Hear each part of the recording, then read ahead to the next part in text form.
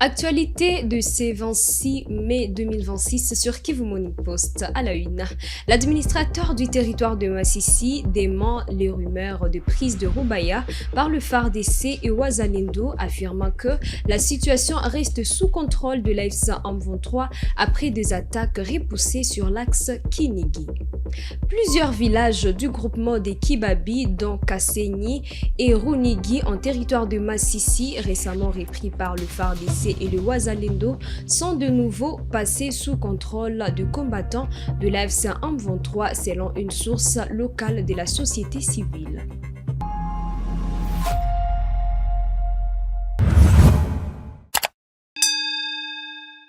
Bonjour. Le combattant de l'AFC M23 ont repoussé ce mardi les attaques de FARDC et de Wazalendo sur l'axe Kinigi dans les territoires de Masisi.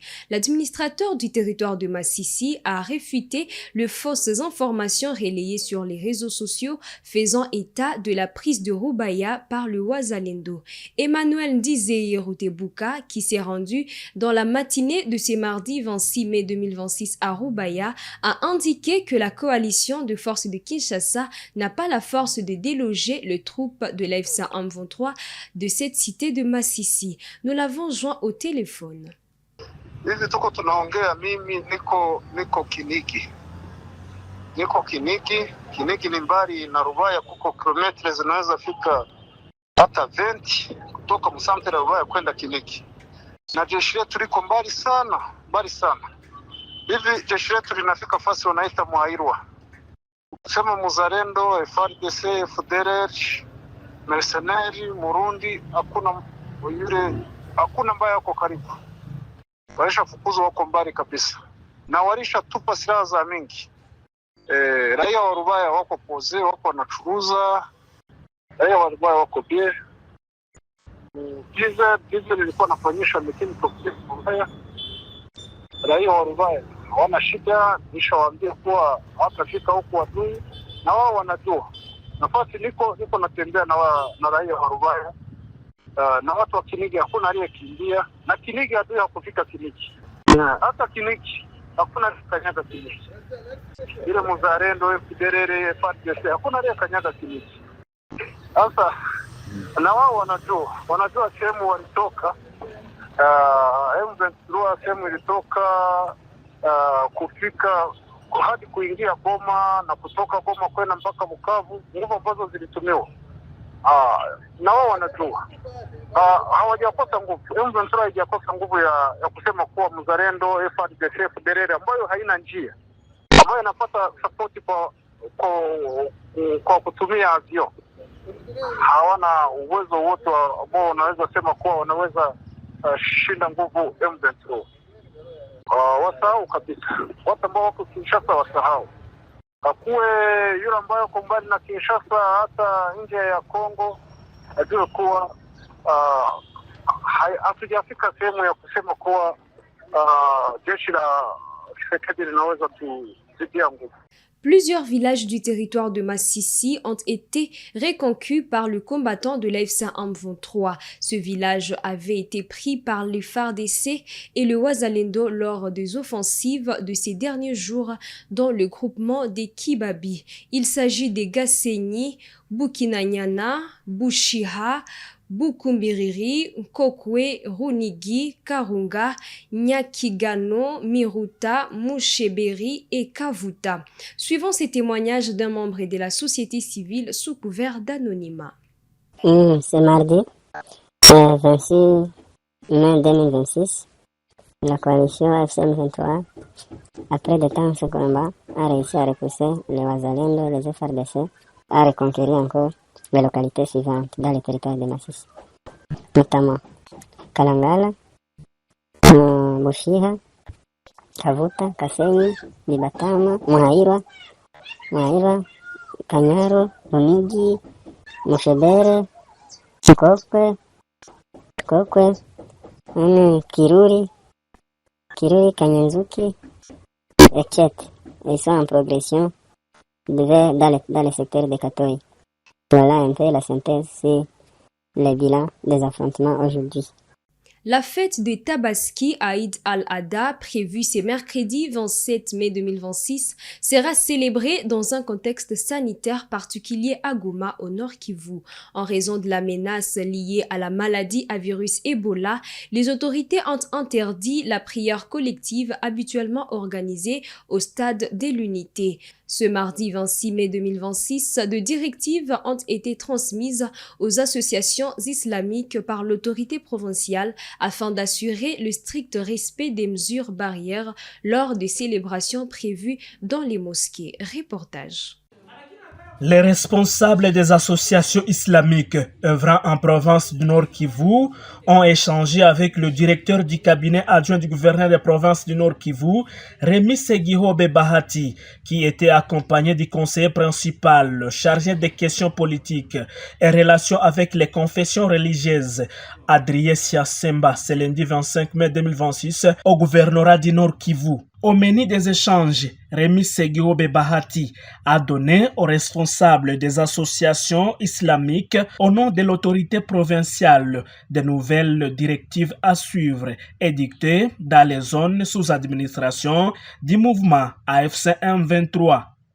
À cette occasion, le directeur du cabinet adjoint a sensibilisé les responsables des associations islamiques à soutenir les projets d'éclairage public, projet initié par le gouvernement provincial qui consiste à l'installation de lampadaires dans les rues de la ville de Goma afin de lutter contre l'insécurité.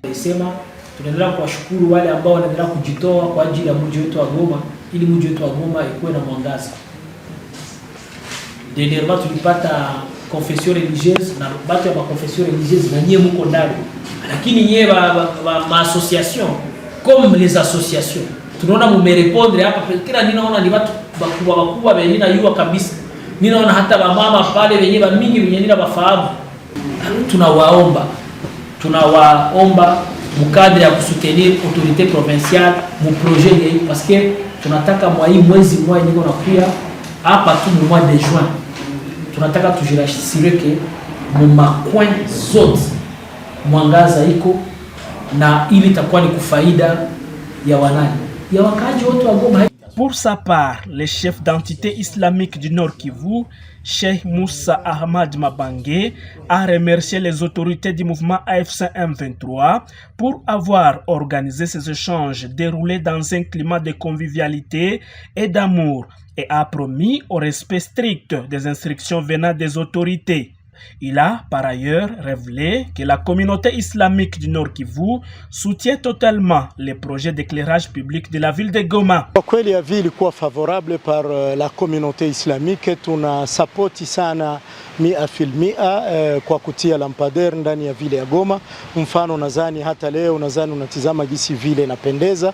Tunatoa toutes nos félicitations kwa mheshimiwa governor wa jimbo Bwana Bahati Erasto pamoja na government yote kwa jumla, na hivyo tumeahidi kuwa tutasaidia hiyo development association par association ya Kiislamu ili tuweze kuboresha vile yetu ya Goma na kuimaliza kabisa, haswa pamoja na kutafuta na wale wasiokuwa Waislamu ili tuimalize vile yetu avant mois de juin 2026. Signalons que ces échanges interviennent à quelques jours de la célébration de la fête musulmane appelée Tabaski, une fête la plus importante de l'islam, souvent surnommée la fête du mouton, qui commémore la soumission totale du prophète Abraham à Dieu, fête qui aura lieu le 27 mai 2026. Le gouvernement provincial du Sud Kivu a mis en place une réponse sanitaire rapide et coordonnée après la confirmation d'un cas isolé d'Ebola dans les territoires de Kabari. Les autorités sanitaires ont immédiatement activé le dispositif d'alerte et de riposte afin de contenir tout risque de propagation. À Bukavu, les mesures barrières sont strictement appliquées aux principaux points d'entrée de la ville. Reportage. Face à la menace de la maladie à virus Ebola au Sud Kivu, l'autorité provinciale a déployé une réponse coordonnée sanitaire et visible sur l'ensemble des points chauds de la province, suscitant une adhésion progressive des populations locales. Depuis les premières alertes, les dispositifs de contrôle ont été renforcés aux principaux points d'entrée en province. Les équipes sanitaires, appuyées par les services publics, assurent de manière continue l'application des mesures barrières, notamment les lavages de mains systématiques et le prélèvement de la température à distance. Des actions qui s'inscrivent dans une stratégie globale de prévention et qui visent à détecter rapidement les cas suspects et à interrompre toute chaîne de contamination. Bon, ce qui est sûr est que la maladie est présente dans la zone et dans la province. Nous devons nous protéger et protéger nos proches. On doit se laver les mains, respecter les mesures barrières et surtout se faire prélever la température. Sur le terrain, cette mobilisation est globalement bien perçue. Viongozi walituambia tutie lave-main. C'est vrai tunashika kutia lave-main. Na tungiomba wengine ba motare na wengine bakaaji kutia malave-main kuma point chaud kwa kusaidia kuepukana na malali ya Ebola. Bandugu wangu, niko na washauria Ebola iko. Tujiprotege, tuevite mikono, tuevite ya kukusana ya vile. Une dynamique qui contribue aussi à instaurer un climat de confiance tout en renforçant la responsabilisation communautaire face à l'enjeu sanitaire. Les messages de sensibilisation relayés par les autorités encouragent une participation active de la population, désormais plus attentive au respect des consignes de prévention. Dans les dernières heures de la journée, une étape importante est intervenue pour consolider cette riposte. Une réunion stratégique s'est tenue à la division provinciale de la santé sous la présidence du vice-gouverneur en charge des questions économiques, financières et de développement, Mukiza Nzabinesha Gadi, représentant le gouverneur Patrick Boussou-Bouangui. Cette rencontre de haut niveau a permis d'évaluer la situation épidémiologique actuelle, d'examiner les cas suspects signalés et d'ajuster les stratégies opérationnelles en cours. Elle illustre la volonté des autorités provinciales de maintenir une coordination étroite et une réponse adaptée à cette urgence sanitaire. Il faut dire que comme c'est une lutte multisectorielle, le gouverneur lui-même a créé cette commission de task force qui est en train de prendre les affaires.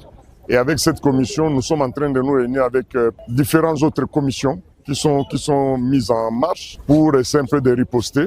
À ce niveau ici, nous sommes déjà à la 4e réunion, mais aujourd'hui, il y a eu 2 réunions pour aller créer une sous-coordination au niveau des points chauds qui se trouvent dans la zone de santé de Miti-Mouressa et plus précisément à Luiro. Et là, nous sommes en train nous sommes au statico. Un seul cas confirmé positif qui est encore là. Et nous sommes en train de nous mettre en œuvre pour maintenant organiser, disons, la prévention, l'isolement et la prise en charge. 5 civils ont été kidnappés par les terroristes Adef Nalou hier lundi 25 mai à Kitengi dans le groupement des Bangolais, chefferie de Babila, Babombi, en territoire de Mambasa en province de Lituri. Selon la société civile, les victimes exerçaient des activités champêtres avant d'être enlevées. L'ennemi EDF ne cesse de circuler librement dans la chefferie de Babila Babombi sans être inquiété. Hier lundi 25 mai 2026, l'ennemi ADF a encore kidnappé 5 civils au niveau de Kitengi dans le groupement Bangole à chefferie de Babila Babombi, c'est à l'est de Makumo. Et ces cultivateurs qui étaient en train d'exercer les activités champêtres dans cette partie de la République, ils ont été surpris par l'ennemi qui circule, qui a traversé la RN44, qui a quitté la partie ouest où il a tué le dimanche dernier un cultivateur au niveau de Caleverio. Et l'ennemi a traversé la RN4 tout en passant vers Ngaka. Il s'est dirigé dans la partie est. Selon les informations de notre possession, l'ennemi se serait scindé à plusieurs groupes. Il y aurait encore un autre groupe qui est en train de circuler dans le groupement Bangol, mais cette fois-ci dans la partie ouest, et dans la partie de Elemba, dans la partie de Matenge, vers Kanyota, l'ennemi est encore là. Et dans la partie est, l'ennemi circule. Nous appelons la population à la vigilance et les autorités de pouvoir poursuivre l'ennemi, car l'ennemi est vraiment il circule sans être inquiété. Le gouverneur intérimaire du Haut-Katanga, Martin Kazembe, a procédé au lancement officiel de travaux de construction de la route de contournement de 13 km ainsi que de l'avenue Zahir, longue de 2,8 km dans les territoires de Kipushi. Reportage. Un comité restreint, composé notamment de l'administrateur du territoire et du grand chef Kaponda, a reçu le gouverneur intérimaire à l'entrée de la commune de Kipushi. Tout de suite, Martin Kazembe Choula se rendra sur l'avenue du Zahir, en présence du député provincial Jean-Paul Mwengue, de ses ministres des Infrastructures Jean-Claude Senga Kafindo et de l'Éducation Max Pandé Kisimba et de la population. Le gouverneur va procéder au lancement des travaux de construction à neuf de 2,80 km de cette artère qui sera de 7 mètres de large avec des travaux d'assainissement.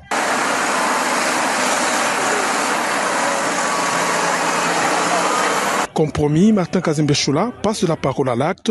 L'avenue du Zahir servira de voie de décharge de la route nationale et de l'avenue du 24. D'un chantier à un autre, le premier de Haut-Katanga va lancer le début des travaux d'un autre ouvrage. De 13 km, cette artère va servir de passage des produits miniers et ainsi désengorger la voirie de la commune frontalière.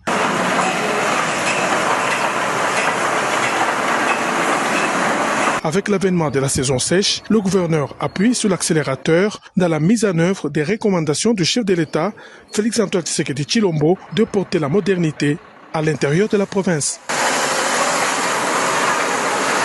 Ousmane Sonko a été élu président de l'Assemblée nationale du Sénégal le 26 mai 2026 avec 132 voix sur 165, quelques jours après sa révocation du poste de Premier ministre par Bassirou Diomaye Faye.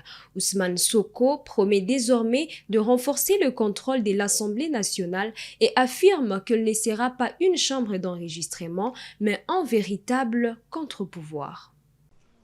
Et la parfaite connaissance de tous les dossiers gouvernementaux en cours seront des atouts précieux pour la montée en puissance de notre Assemblée dans ses rôles constitutionnels.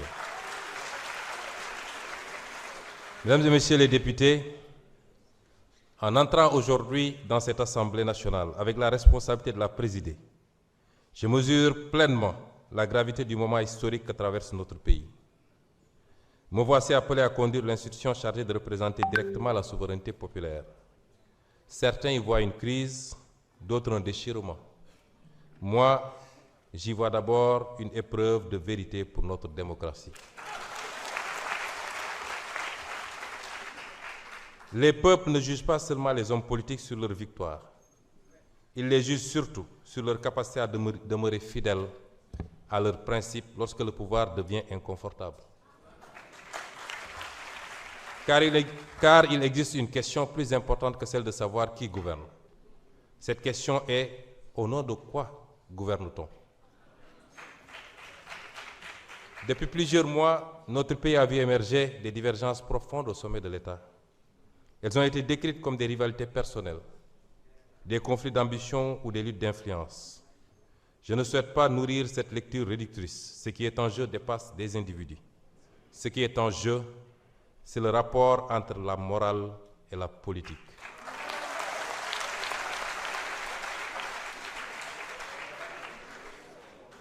Aristote écrivait dans l'Éthique à Nicomaque que la politique est l'art suprême parce qu'elle a pour finalité le bien commun. Non pas pour le bien d'un clan, non pas pour la conservation d'un pouvoir pour lui-même, mais le bien de la cité. Il rappelait également qu'aucune cité ne peut durer si la vertu disparaît de ceux qui la dirigent. Au Sénégal même, cette question de l'éthique du pouvoir ne nous est pas étrangère. Le président Mamadou Dia rappelait déjà, au lendemain de l'indépendance, qu'aucun projet de transformation nationale ne peut survivre si les dirigeants confondent l'État avec leurs propres intérêts. Pour lui, la souveraineté ne pouvait pas être seulement politique. Elle devait être morale, économique et sociale. Merci de nous rester fidèles, mesdames, messieurs, sur Kivu Morning Post. Merci d'avoir suivi cette actualité du jour, du début à la fin. On se fixe rendez-vous pour des prochaines actualités.